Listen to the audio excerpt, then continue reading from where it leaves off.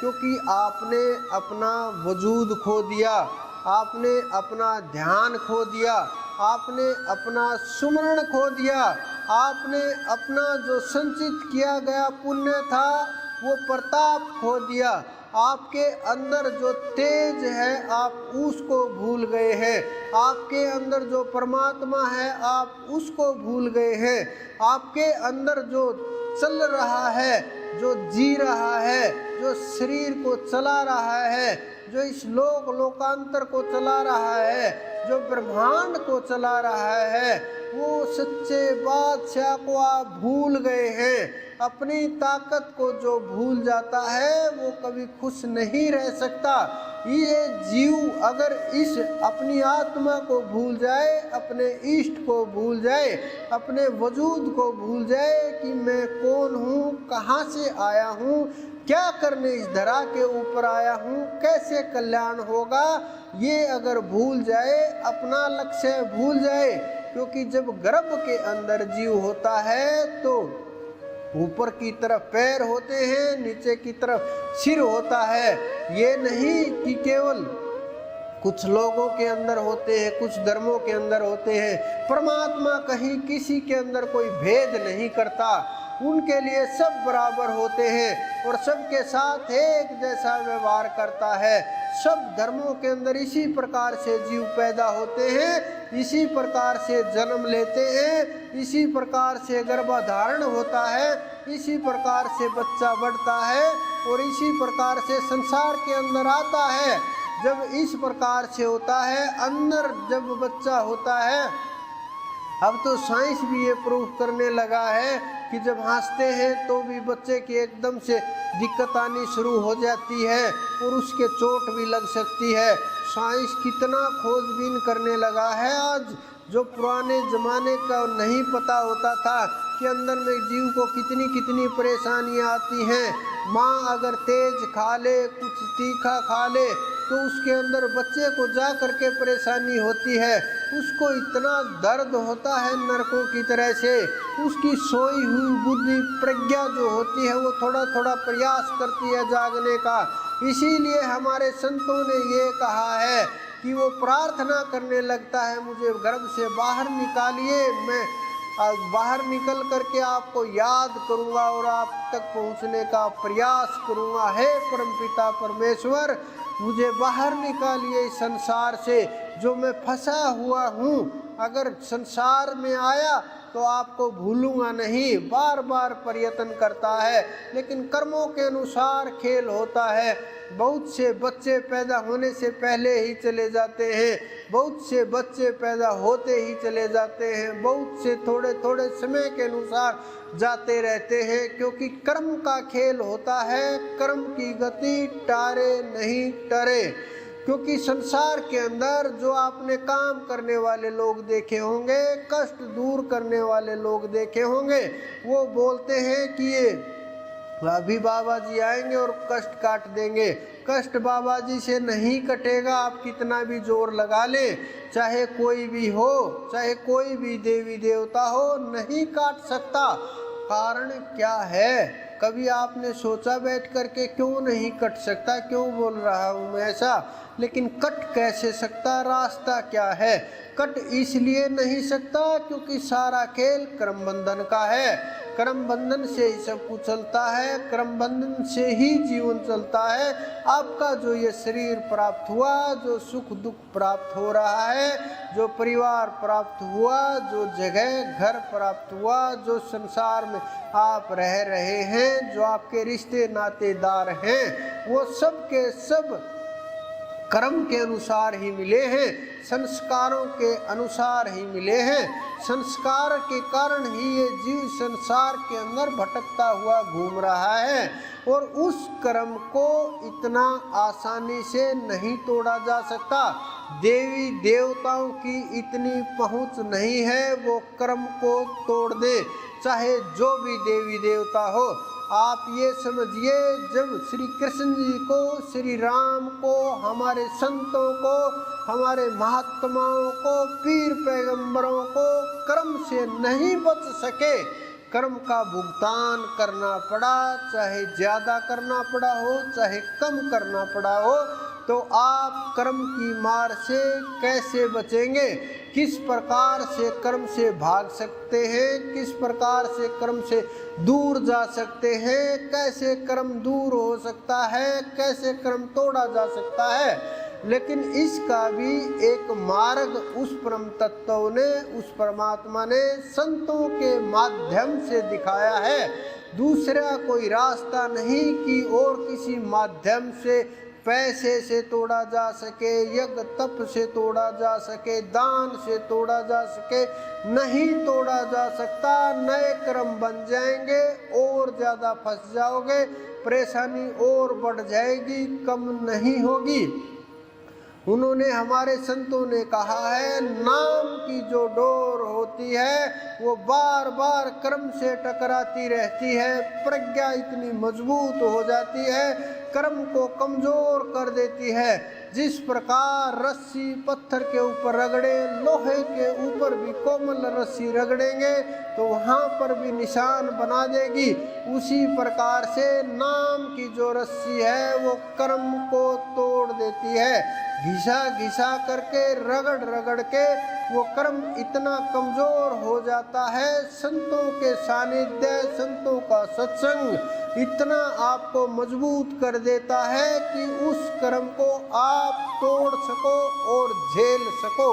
इतना सामर्थ्य वो परमात्मा आप लोगों को दे देता है, क्योंकि कर्म को अगर झेलने का सामर्थ्य वो परमात्मा दे दे, फिर कोई परेशानी नहीं होती, क्योंकि फिर पता ही नहीं चलता कब वो कर्म निकल गया शरीर के अंदर से, कब उस कर्म से पीछा छूट गया।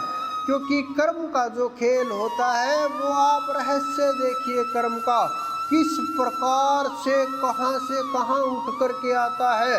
भीष्म जो 100 जन्मों को देख सकते थे, बड़े ताकतवर और दृष्टि प्राप्त थी, स्वयं गंगा जी के पुत्र थे, स्वयं गंगा के पुत्र। आप सोचते हो गंगा में नहा करके हम तो धोआए सारे पाप और पुण्य आत्मा हो गए, लेकिन वो जो स्वयं गंगा के जो पुत्र हैं वो भी कर्म से नहीं बच पाए, उन्होंने भी कर्म का संस्कार भोगना पड़ा। समय सामने परमात्मा हथियार लिए खड़े हैं, वो खड़ा इंतजार कर रहा है कि एक शब्द सुनाई दे, कुछ ज्ञान का हमें प्रकाश दिखाई दे। और वो जानते थे कि ये स्पेशल में आई हुई आत्मा है, ये श्रेष्ठ आत्माएं हैं। इतना उन्होंने अपनी प्रज्ञा से जान लिया, अपने ध्यान से पहचान लिया कि विशेष कार्य के लिए आई हुई आत्मा है, अगर ये कल्याण कर दे तो कल्याण हो सकता है। सामने, बिल्कुल सामने कृष्ण जी खड़े हुए हैं, पास में कृष्ण जी खड़े हुए हैं, बात कृष्ण जी कर रहे हैं, घर उनके कृष्ण जी जा रहे हैं, रह रहे हैं, साथ में उनको खेलते हुए देखा, बचपन देखा, युद्ध विद्या देखी, हार जीत देखी, सब कुछ देखा। लेकिन क्या कर्म को तोड़ पाए? वो नहीं तोड़ पाए, क्योंकि कर्म नाम के बिना कमज़ोर नहीं पड़ सकता।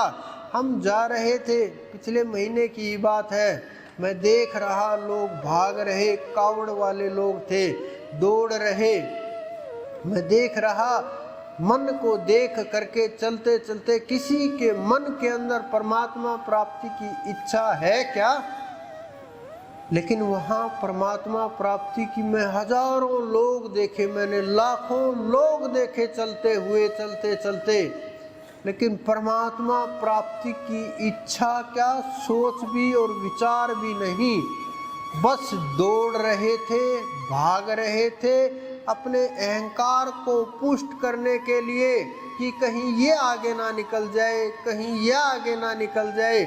इसी दौड़ के अंदर वो लोग दौड़ रहे थे कि मुझे 8 घंटे में पहुंचना है, मुझे 7 घंटे में पहुंचना है, मैं तो 5 घंटे में ही पहुंच जाऊंगा, पिछली बार 6 घंटे में गया था।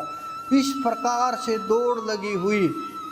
लेकिन ये दौड़ परमात्मा के लिए नहीं, अपने अहंकार को पुष्ट करने के लिए, अपनी शारीरिक ताकत को दिखाने के लिए, अपनी बुद्धि को, अपने यश को संसार के अंदर फैलाने के लिए मात्र इतनी सी दौड़ थी। मैं सोचता बहुत बार कि वो मात्र इतना कुछ बूंद जल की कुछ लीटर 100-200 हजार 2-4 हजार ले करके वो शिव को ऊपर चढ़ा भी देंगे, क्या शिव संतुष्ट हो जाएंगे?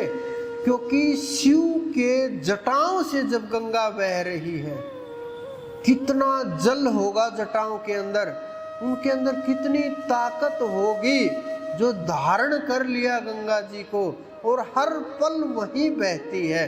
पूरी की पूरी गंगा वहीं पर, वहीं से निकलती है, वहीं प्रकट होती है, उन्हीं के केशों को धोती रहती है।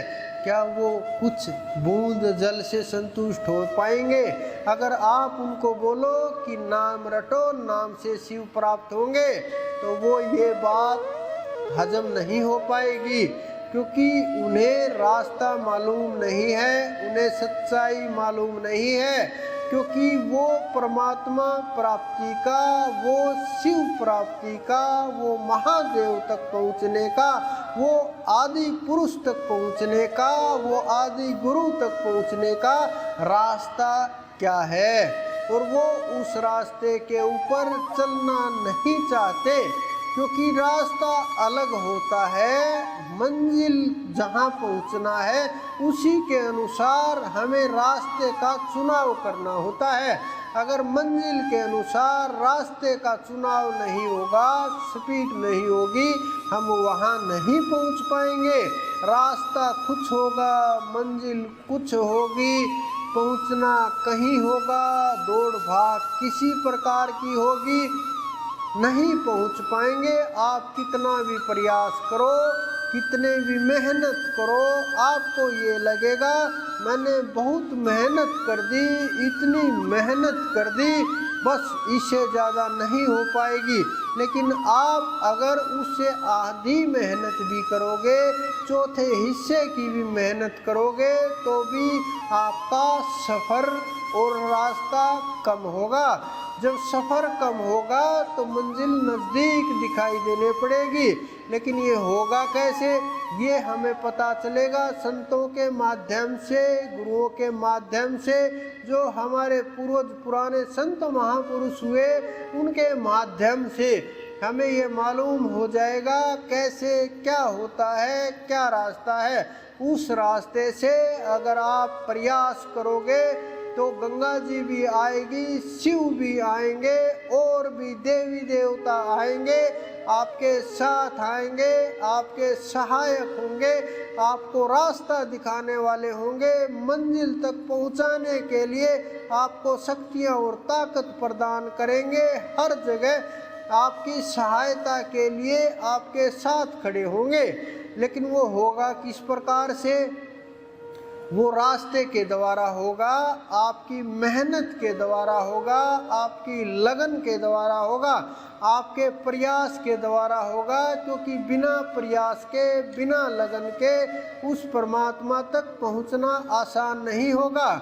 जो लोग ये सोचते हैं बड़ा आसानी से हमें परमात्मा प्राप्त हो जाए, तो समझो उन्होंने अपना रास्ता ब्लॉक कर दिया, चट्टान खड़ी कर दी, और वो चट्टान टूटेगी नहीं। लेकिन जो लोग ये समझते हैं हमें किसी भी कीमत के ऊपर बस परमात्मा चाहिए, परमात्मा, दूसरी वस्तु की आवश्यकता नहीं है, और कोई भी कीमत हो, बस हमें वही अमूल्य अनमोल जो कभी किसी भी दौलत से नहीं खरीदी जा सकती, जो हमारे संतों ने अपने नेत्रों के आंसुओं से जिनको सींचा है, अपने गर्दनों से जिनको सींचा है, क्योंकि गर्दन चढ़ाए बगैर परमात्मा नहीं मिलते। क्योंकि जब तक आपके